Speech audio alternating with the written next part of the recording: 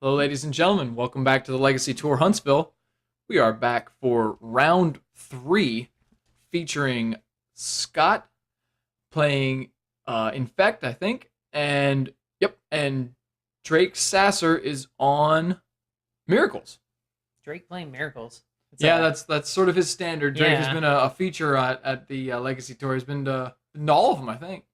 Oh yeah. And done pretty well. Looks like Scott is on a mulligan to 6 and has decided to bottom the card after the scry. So All right. Should be interesting. No, I mean, I find myself, kind of, having like some personal conflict here. is that I'm a like, Dryad Arbor? it is a Dryad Arbor. Oof, Not the strongest start. and immediately wastelanded. That or sort of wastelanded. That is Even worse than Wasteland. That is not the way you want to start your game. But at the same time, you do it. I was about to say, wow, why do you go ahead and swords that? But I'm like, well, you do it if that's their first turn play. Usually hold them back, I imagine, for some of the threats. Well, I don't. So. Drake may not know or may not have an idea what Scott is playing. That's true. Could be elves. Yeah, that would be a more typical deck, right? Is elves leading out on a drought, and Scott has no third land, or no second land drop at this point. Yeah. It's definitely not the way you want to start off if you're on Infect. You can't. Now, Scott plays a lot of different decks, so you really never know what he's going to be on. I think he's played like some of the Delver in some of the previous tournaments. Yeah, Scott Tompkins tends to play tempo-oriented decks, something where you sort of apply pressure and maintain it. So yeah, little fast guys. Mm-hmm. With backup counter spells. Scott has a wasteland and still no play. Although looks like we're gonna find out what's going on. Drake has an end of turn Vendilion Click. Unless Scott's gonna hard cast a Daze. Wow. Perhaps a very reactive hand from Tompkins, and just decided to keep on 6 because it didn't valued the card more than going to 5. Mm-hmm. Drake's build of Miracles is typically a little more designed a little more towards besting creature matchups. Like it's very his version is usually very good against Delver strategies, decks like Elves or Death and Taxes. But he might be a little weaker to some of the combo decks because he doesn't have quite as much main deck permission as some other builds of Miracles.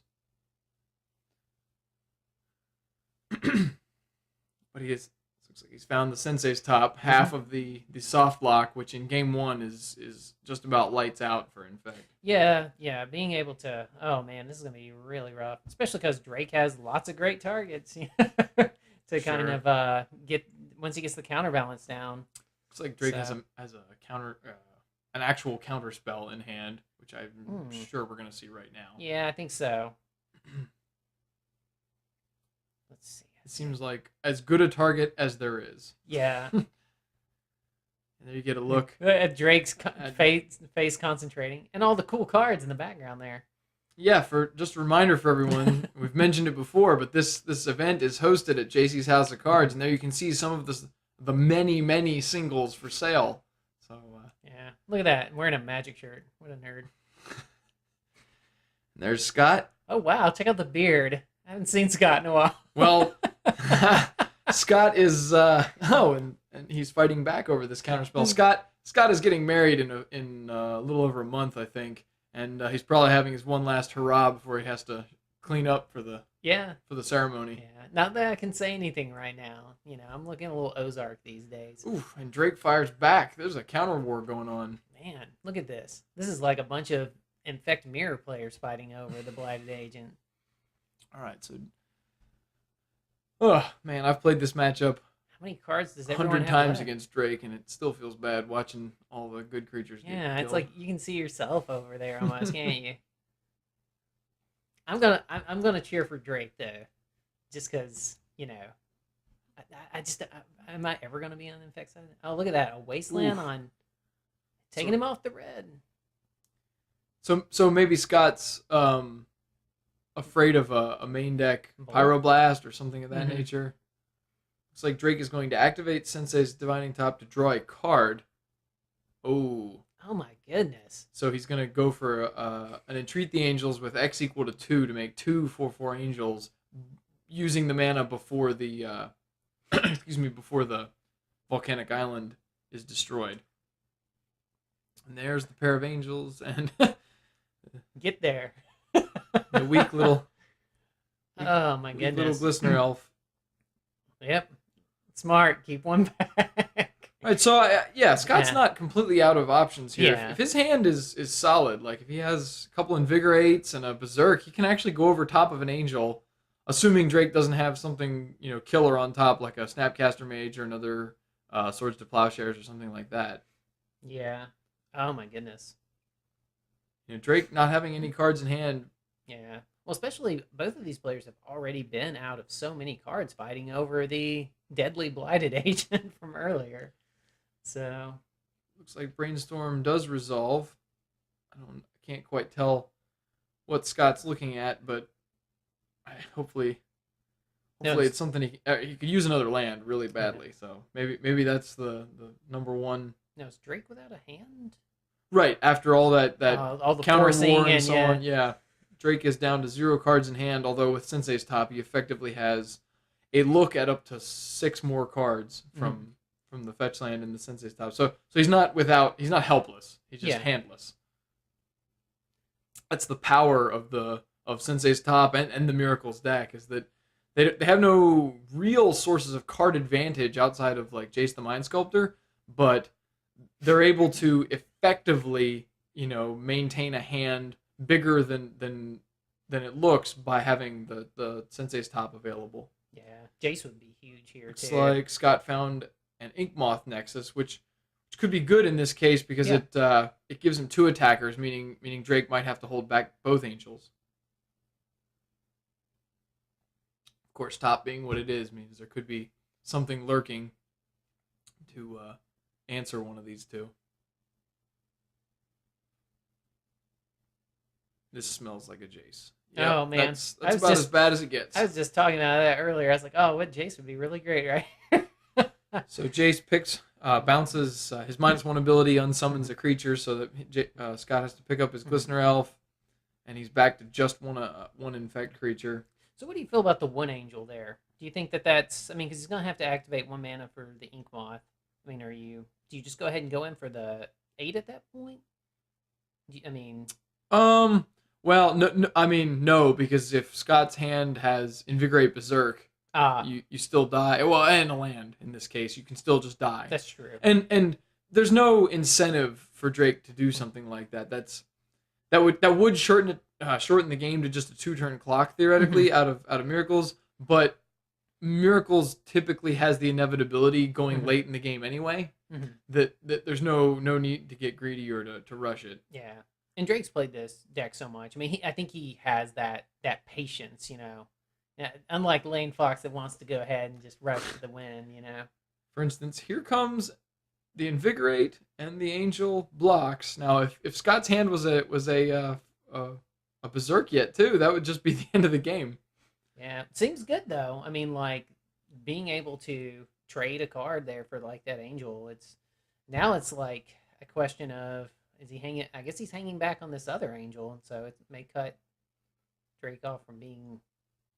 Yeah, I don't know what else might be on top of Drake's library, or in Scott's case, what's in his hand. But I suspect if Drake is without protection, the Angel will definitely hold back. Yeah, I think at this point, I mean, like but he does have the top. He has Jace. I mean, he's got a lot of like ability to dig to things. I'm trying to think of what do you want here. We got Scott on 2 cards, maybe even like a counterbalance. Counterbalance would be good just because it provides a lot of protection. Honestly, I think a Swords to Plowshares is even better, or a Snapcaster Mage, one of the two to reuse Swords to Plowshares is probably the best card Drake can find, just because it provides the most protection. Yeah, because of the situation, Scott has to act first, which is never the situation you want to be in. Like you would like to. I saw a Snapcaster in that pile, by the way. Ooh. You in fact would prefer that its opponent is the one who needs to make the move, because then your spells get that much better. Like your Vines of Vast would become counter spells instead of just pumps. Um, Actually, it looks like Drake also found a Swords to Plowshares, so there's redundant protection there, and Yeah. that's just all around bad for Scott. Yeah, and Scott now has 2 threats, but one of his threats is gonna, that has to be a land in his hand as well to kind of keep a couple mana up, as well as I don't know. He comes he doesn't in. have very many cards, so Mhm. so unless his hand is Invigorate, Berserk, Yeah, and the top card of his library is a Daze.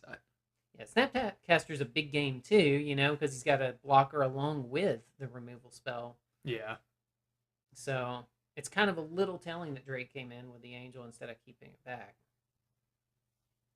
So Drake chose to brainstorm with the Jace. So here come the two attackers. Yeah.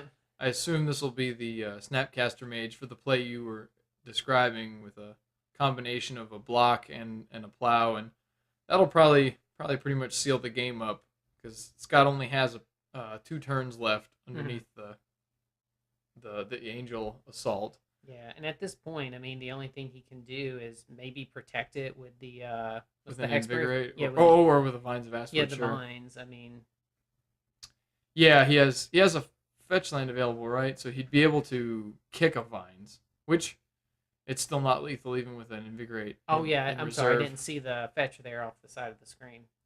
I've been scripting my remarks here, and I didn't even realize the extra land.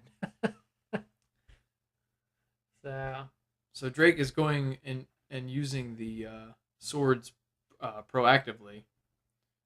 I think he can do this here because he has an extra swords. Otherwise, you'd have to be worried about a Vines of Astwood. That's true. But having the backup swords means that he can he can aggressively use swords to prevent to prevent the damage. There comes the Invigorate. So this is going to be a semi-defensive Invigorate to try and keep Glistener Elf alive. Although that seems like a failing proposition, given that Jace can just bounce it. Oh, top. Yeah, I think. Can't I see mean, what this he's is exactly what Miracles wants. That Drake has. I don't know if he's missed a land drop, but he's up to 6 mana. So like, this is a very late stage of the game, and excuse me, in Legacy, and that's Got that Drake Sasser hand shuffle. Even if we could see the cards, we couldn't see the cards. he wouldn't be able to read them.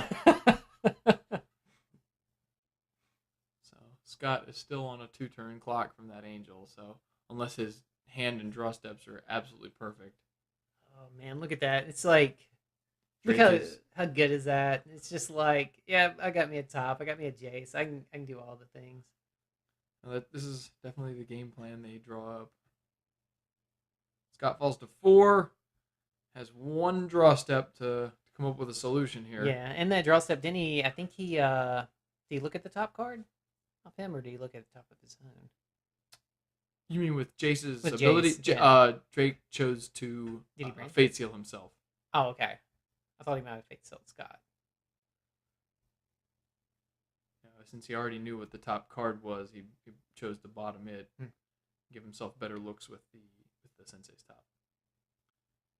I can see the game back there. So we've got there's this The another sports ball Snapcaster. game. Yeah.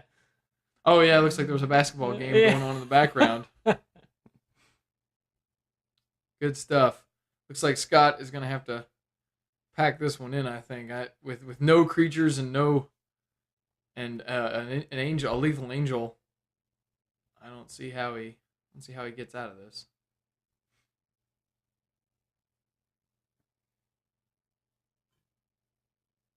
And with Jace to Fate Seal to make sure you just draw garbage. Oh man. He is the best planeswalker after all. Yeah. I think we're gonna see him in Eternal Masters. I'm speculating.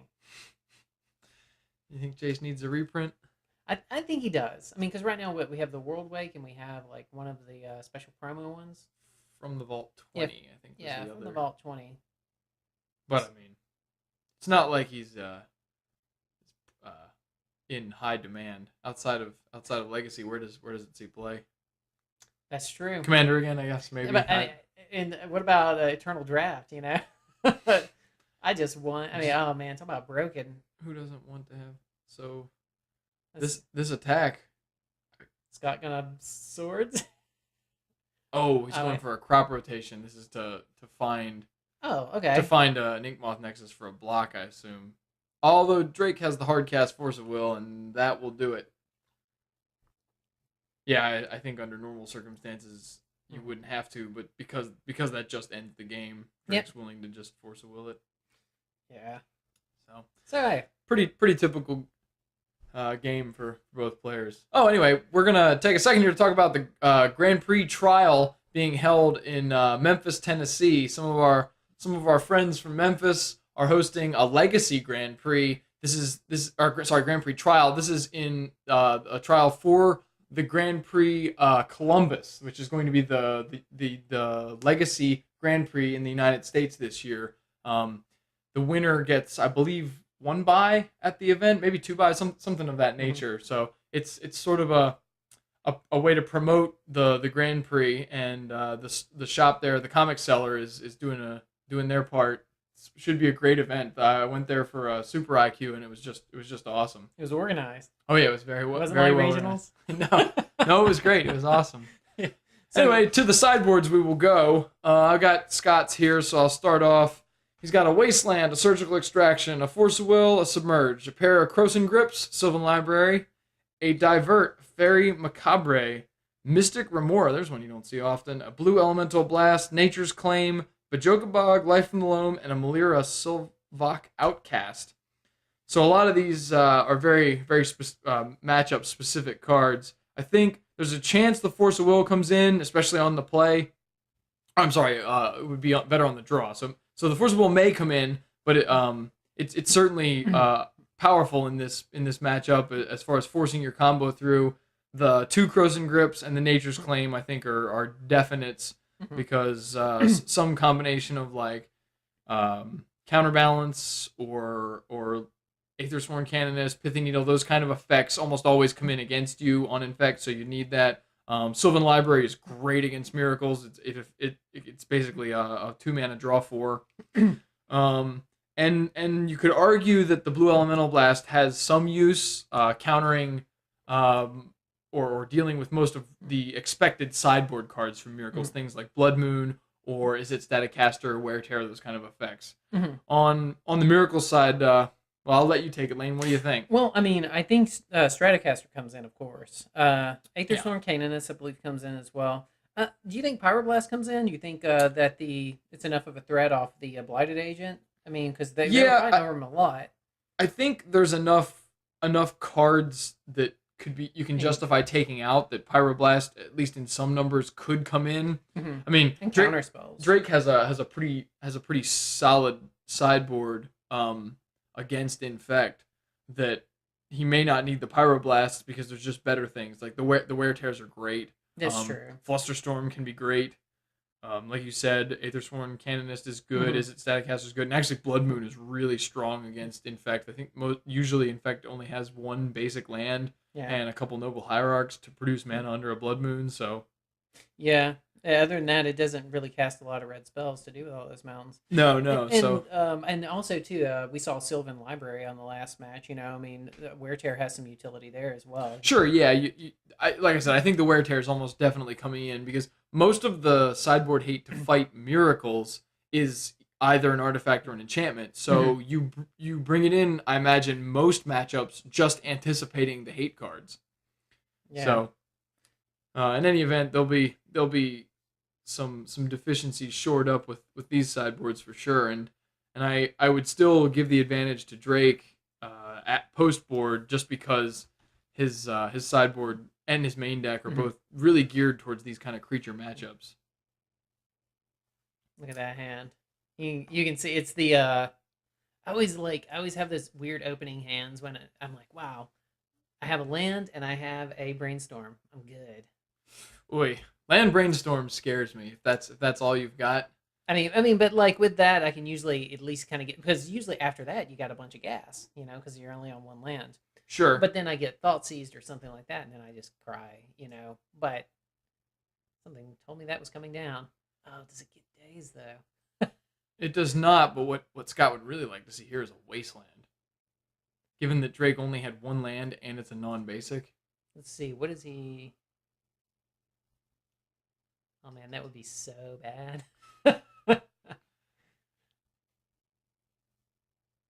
I think, but he also knows that he can't really clean it up too, or slows him a lot down if he can, put him off a turn for this. Sure. So that's a brainstorm. So looks like we have an end of turn brainstorm from Tompkins. Or maybe a force. I think that's worth fighting over. I think knowing that Drake has a second top, that's true. It's not really. Yeah, that's not worth it at that point. No, what would be better at this point is a pithing needle. Oh, Shut them both down. Effectively strip a card out of his hand. Although if he had a pithing needle, I think he would have played it last turn just preemptively and forced Drake to try and counter it. Now that is the turn. That is exactly what you want to see. 2 threats, in one turn, both the Inkmoth Nexus and the Blighted Agent. Yep. And Drake is unwilling to fight the counter war, probably fearful of a daze, and doesn't want to get blown out by the 2-for-1 there. Oh, that would be so bad. You're already behind on land. Yeah, I just wonder how much you can afford to wait. Looks like Drake did not find a land in the top 3 cards. Oh wow, it's got him a lane Foxdraw. This is the kind of start Scott would like to see. Both really fast early aggression from him and Drake stumbling to get his game plan established. Yeah, and Drake is taking no pump spells though. I mean, I guess Drake knows that, or Scott knows that there's Force of Wills and stuff. But I think you've got to work through those at some point anyway. Mm-hmm. You might as well. So Drake takes a draw step, misses a land drop, and chooses to discard his second Sensei's Top. I assume because he wants to leave a spare mana up to cast another to activate the Sensei's Top. Yeah. Might also have found something like a Swords to Plowshares and wants to protect himself from just a straight out combo kill. Oh, this is so bad too. I mean, like even he's got 2 threats out there. He can't deal. I mean, 3 threats out there. What am I talking about? Well, Terminus can always deal with some number of threats. Yeah, but that's so much to bank on his stuff as well. Boy, if Drake doesn't find a land here, I don't see how he's coming back in this game. He's probably got a bunch of Terminuses there in his hand. It's like, what am I doing? When we saw it off the Gitaxian probe, there was just a lot of counterspells, it looked like. So, they found the land. There's 2 lands, I think. One was a volcanic island, and the other one looked like a fetch land. Yeah, so saw the volcanic. I assume we're gonna see a Scalding Tarn or whatever that was after he finishes resolving his brainstorm to make it a perfect brainstorm, and excuse me, and sort of get back into this game. There you have it. Get rid of the garbage. Yeah, he probably has a follow-up play too. Find another Tundra and. Oh, he's just preemptively doing it, probably to try and play it around Stifle. Some of the Infect lists run a singleton Stifle. Yeah, I was about to say, I don't see them run Stifle a lot. So there is a brainstorm, again, from Tompkins. Now, what's that under the Inkmoth? Basic Forest, I believe. Which is good if Drake is boarded in his Blood Moon, then Scott already has the answer to it. He would need to find maybe a Croson Grip or something to go with it. But yeah, and at this point, you don't want to be doing that with 2 unblockable guys. So, well, you also, from Sasser's side, you probably don't want to play a Blood Moon when your only lands are a pair of Tundras. That's a good point. Yeah, I think it would do more damage than good. Yeah, I think the tail happened whenever he fetched for a, Tundra. Second non-basic, sure. Yeah. That's a pretty good sign that we're not on a Blood Moon plan, which actually might be to Drake's to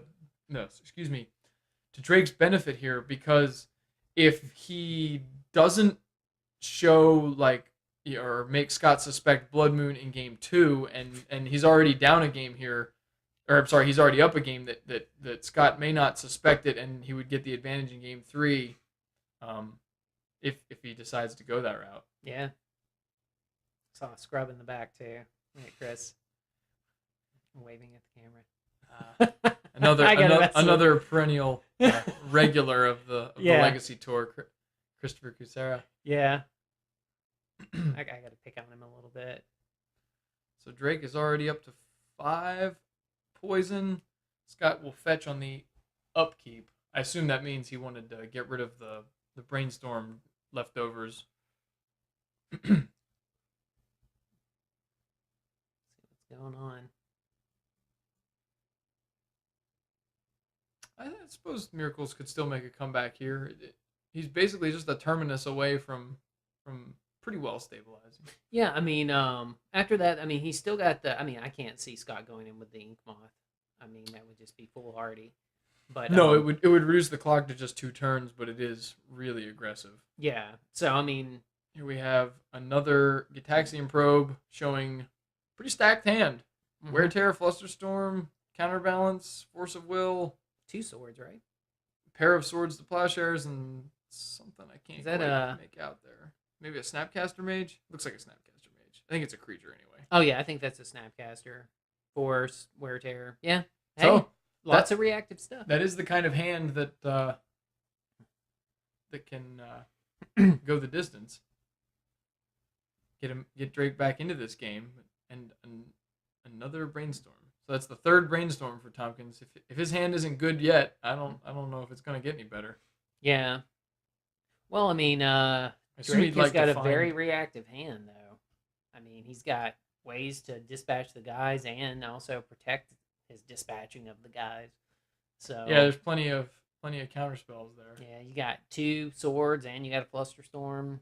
Yeah, and Flusterstorm is especially good this turn because Scott has already played a Gitaxian Probe and a Brainstorm, so there's the storm count is already at 2, and presumably Drake wouldn't need to cast anything unless there was a pump spell, so that would move it all the way up to a storm count of 3, which Scott currently is unable to pay.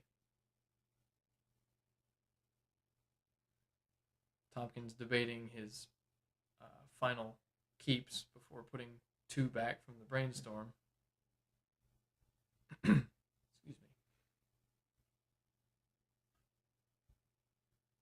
me. There's definitely an art to brainstorming well. Like, you can't always draw 3 of them in a game, but when you do, you had better any number of brainstorms. You always have to make maximum use out of each one because it's the best card in Legacy. Yeah, it's one of those cards that I know that whenever you talk about Legacy, you know, I talk about power level a lot and about how good Brainstorm is.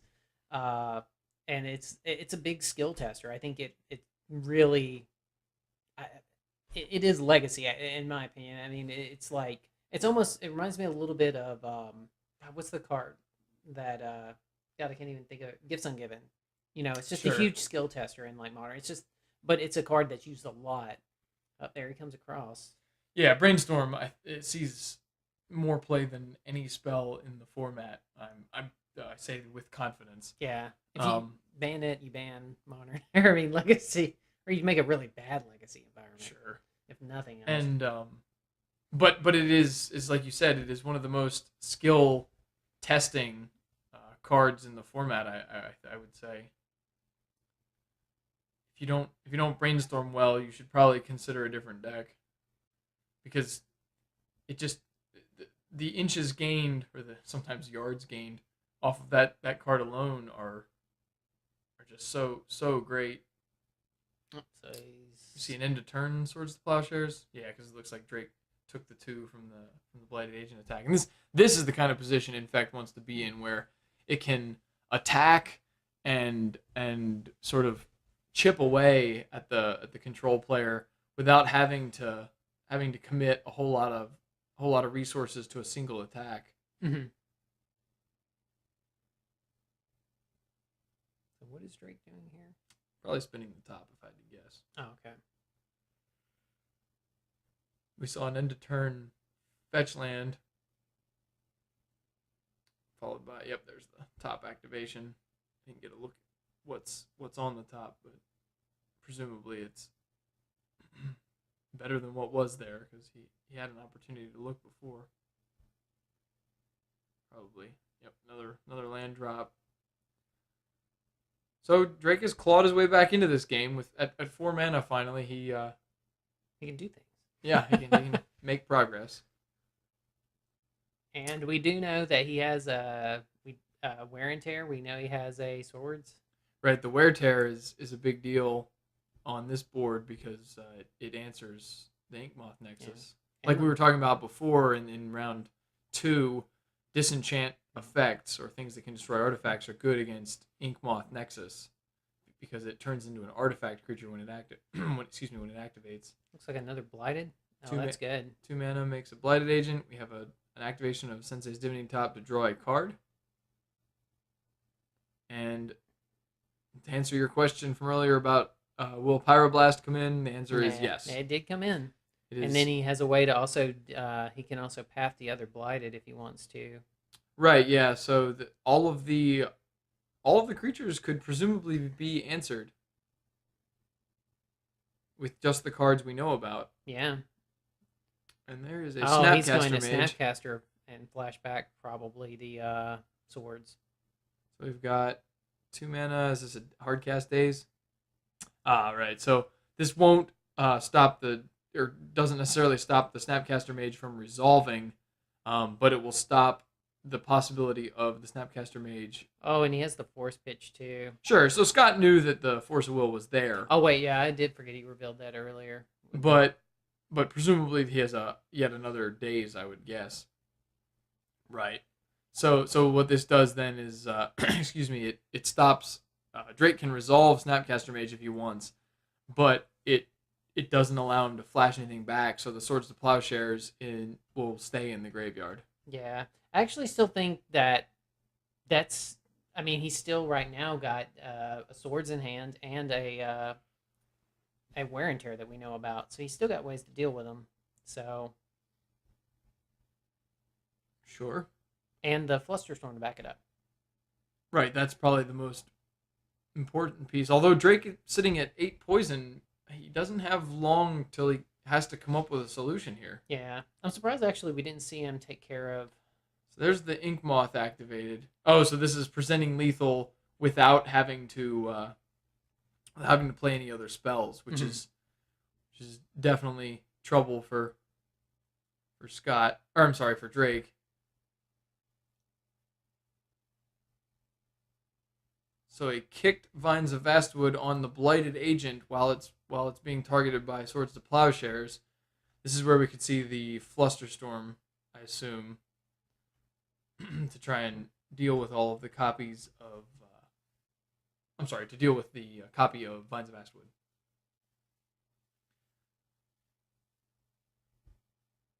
The issue now is that, as far as Scott knows, Drake is out of answers, right? He has 1 mana, and none of them are. Well, I think he's seen the wear and tear. Right, but Drake doesn't have the mana remaining to. Oh yeah. It looks like Scott is sacrificing a fetch land to search his library for a land that is currently off screen. But okay. That is what has happened. Okay. So this says to me that Scott probably has another pump spell. I would imagine. Maybe a Berserk. Berserk would do it. Yeah, Berserk will do it because it'll make a 2-power creature out of the Inkmoth Nexus. And unless Drake's top card is a Force of Will, this will not do it. And we are off to game 3. Scott evens up the match at one game apiece. So we're going to take a second to talk about MTG Training Grounds, the video series, or actually the sort of the direction or the producer of all the content, both the Legacy Tour, the webcast podcast series, and the videos, the educational video series on YouTube. You can check out their YouTube page at MTG Training Grounds, or on Facebook, just search for the username MTG Training Grounds. They provide a wealth of content and some good stuff. Oh yeah, I like the illustration there. Proactive, reactive, spectator. Yeah, it's sort of implying that the whole thing is somewhat of an educational slant, which of course it is. We at MTG Training Grounds definitely want to want to provide some solid educational content, both for Legacy, especially for Legacy, but also for other formats, or just for players who want to learn more about Magic in general. Like, Mhm. if it doesn't matter what level player you are or how experienced you are with Legacy or any other format, there's plenty to learn there and plenty to be gained. It's like a We'll mulligan on take a Jason. take a quick look at the sideboards again, see if there's anything that should change or might get changed up. With Scott being on the draw now, because of winning I think the fourth Force of Will is definitely a good call. Yeah, I feel like in this place too, Drake has a little bit more incentive on the Blood Moon. I like it a little bit more being on the play than I do on the draw. Right. Because it's just a better way to react to them. So I think in Scott's case also, from Infect, after seeing a Pyroblast out of Sasser's deck, and you just have to expect that he has some other red cards. Like, well, actually, you saw the Wear Tear too. that's Like, true. if he doesn't have the Blue Elemental Blast in yet, he certainly should now. So, obviously there won't be a whole lot of sideboard changes, but those changes I would think would for Mhm. sure. Yeah, and I don't even know if the Blood Moon is like good enough even to some degree too, especially if they, like you said, get the high arc down. It doesn't really. Well, it's good in that if you're ahead on the board, Mhm. like or at parity, it pretty much locks the Infect deck out of the game. Mhm. It doesn't do a whole lot when you're behind or losing, unless the only threat they have is an Ink Moth. But if you're already down, like on the board, and you have no way to answer like a Glistener Elf or a Bladed Agent, then yeah, Blood Moon isn't really what you're looking for. But it definitely is a strong play if you're ahead or at parity.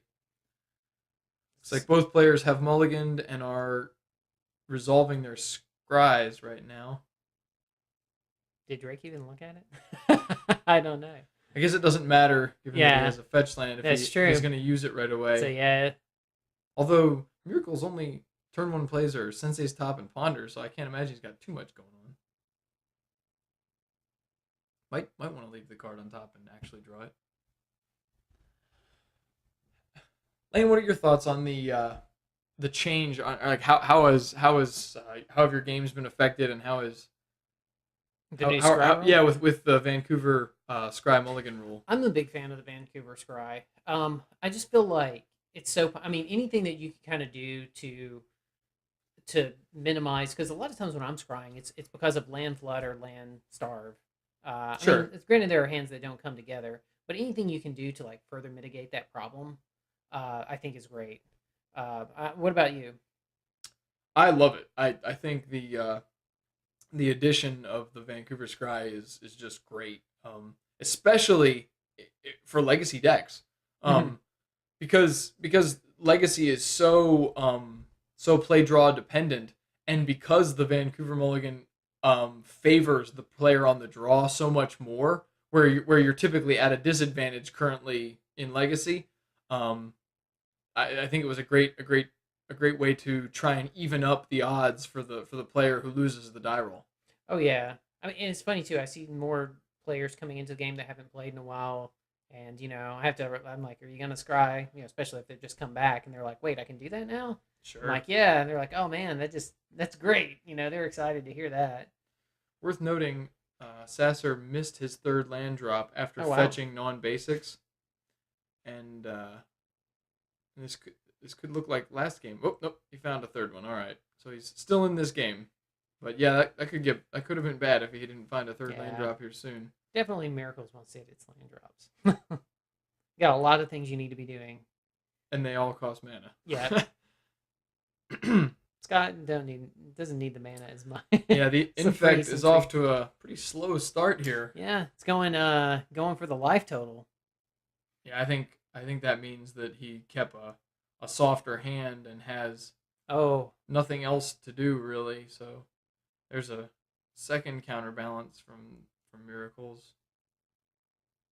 Not sure if Scott can or is willing to fight over this one. If he has something like a Spell Pierce, I would definitely go for it. Otherwise, this is probably let it resolve and hope that the random card on top can get through it. Yeah, it just isn't.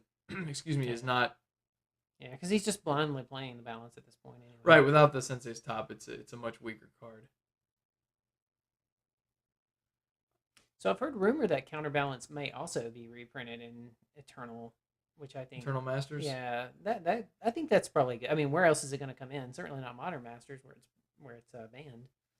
So, Yeah, I again, I don't know if it's a card that absolutely needs a reprint. I Mhm. think they're only around $30 or Mhm. so, but you know, it's another one that sort of incentivizes people to Mhm. play a deck or to try out Legacy or Vintage or those Eternal formats. Yeah, it's an extra $30 that could be restrictive.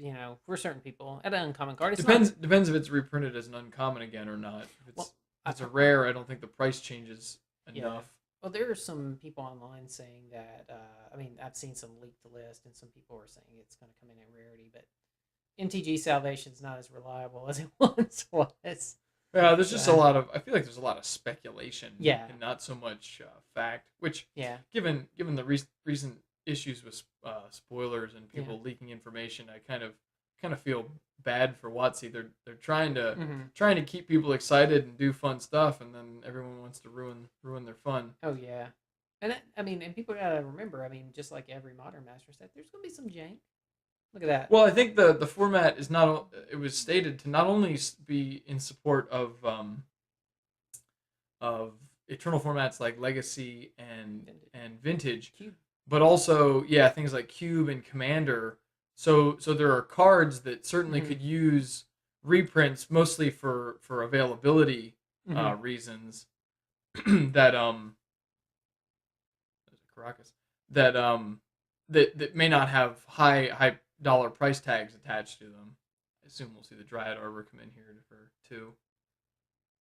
I realize why Scott fetched that, because he obviously had no infect creatures at the ready, but in general I don't like Dryad Arbor. Well, I don't like Dryad Arbor and infect period, and I don't know that going the damage route is what he wants to try and do here, since it's just so hard against miracles. They just have way too many ways to protect themselves. We may actually see a pump spell here. I assume that's why Scott is aggressively fetching. Yeah, maybe he's thinking the life total is more reasonable than going for the poison at this point. I think it's possible if he has like Become Immense and Berserk. That's just lethal. Yeah. Speaking of which, there has Become Immense. So Drake though has a free shuffle, although I don't think there's any 7 mana cost spells in Miracles. Yeah. So, or no, I guess no. Become Immense costs 6. I'm wrong. Well, what is Terminus would Terminus? counter it. Okay. And we haven't seen a Terminus yet, so I guess there's a slim chance Counterbalance just blind reveals. If not, I saw a Force of Will in Drake's hand. Yeah. Well, if not, the Terminus would just be scary to see anyway on the top of their deck. Oh, and there's a Swords to Plowshares. Now this is risky for Scott. I assume this means he has a Vines of Vastwood to try and protect it, but we no longer know the top card of the Miracles deck. So if it's a one CMC, then this Vines is just dead.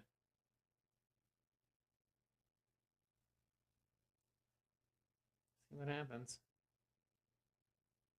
Yeah, actually, it may have been worthwhile to cast the Vines, assuming that a plow was coming.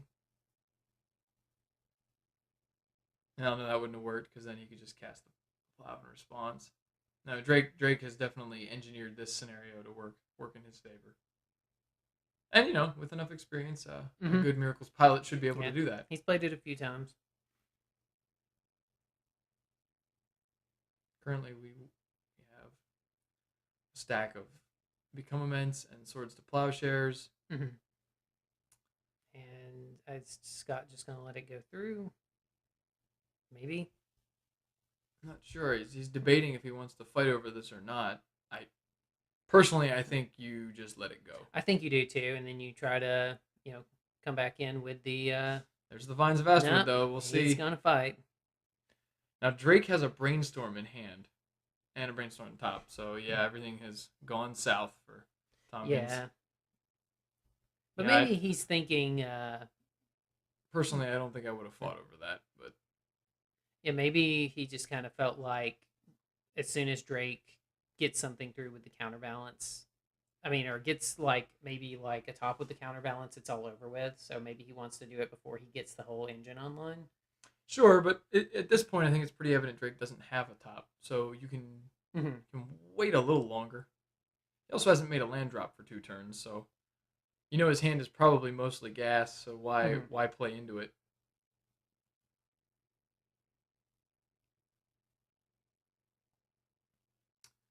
I was actually surprised not to see the brainstorm there for maybe to dig for a top, but I shouldn't say anything. Drake knows what he's doing more than I do. So here we go with a blind. The blind reveal showed a land, and Scott has extended pretty heavily into potential terminus, especially when he knows that Drake has a brainstorm in hand. At least one brainstorm because he revealed it to the counterbalance. Although Drake has no further plays, I guess he feels confident enough letting the poison damage stack up a little because he knows he's pretty well insulated from a combo kill. Yeah, it looks like there's a pair of Force of Wills in his hand. I assume this is an attempt to flash back the swords to plowshares. I'm gonna put him back on the aggro plan. It's possible. Hey, Can't say I haven't done it. Yeah, those nobles are swinging for 2 now. Hey, They're big enough to survive. That's true. So we have a Force of Will and a hard cast Force of Will and a non-hard cast. Well, so Scott actually has enough mana to hard cast Force of Will, and Drake, not even revealing to the counterbalance, pitch casts his own and then flashes back his swords to plowshares.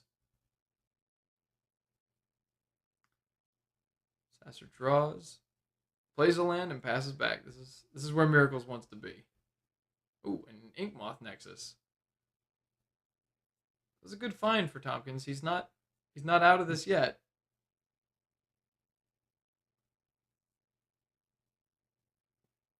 I just would feel, yeah, knowing that there was a brainstorm in Sasser's hand, I would not be very confident. I just saw a terminus.